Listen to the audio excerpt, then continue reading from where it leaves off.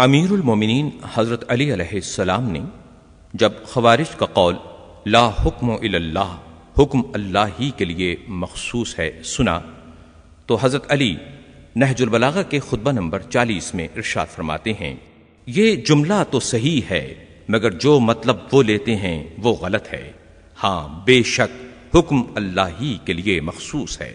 مگر یہ لوگ تو یہ کہنا چاہتے ہیں کہ حکومت بھی اللہ کے علاوہ کسی کی نہیں ہو سکتی، حالانکہ لوگوں کے لیے ایک حاکم کا ہونا ضروری ہے، خواہ وہ اچھا ہو یا برا۔ اگر اچھا ہوگا تو مومن اس کی حکومت میں اچھے عمل کر سکے گا، اور برا ہوگا تو کافر اس کے عہد میں لذائذ سے بہر اندوز ہوگا، اور اللہ اس نظام حکومت میں ہر چیز کو اس کی آخری حدوں تک پہنچا دے گا۔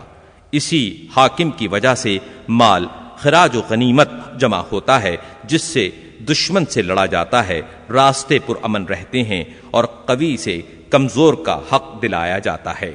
یہاں تک کہ نیک حاکم مر کر یا معزول ہو کر راحت پائے، اور برے حاکم کے مرنے یا معزول ہونے سے دوسروں کو راحت پہنچے۔ اسی طرح ایک دوسری روایت میں اس طرح ہے کہ جب امیر المومنین حضرت علی علیہ السلام نے تحکیم کے سلسلے میں ان کا قول سنا تو آپ نے فرمایا کہ میں تمہارے بارے میں حکم خدا ہی کا منتظر ہوں۔ پھر فرمایا اگر حکومت نیک ہو تو اس میں متقی و پرہیزگار اچھے عمل کرتا ہے، بری حکومت ہو تو اس میں بدبخت لوگ جی بھر کر لطف اندوز ہوتے ہیں، یہاں تک کہ ان کا زمانہ ختم ہو جائے اور موت انہیں پالے۔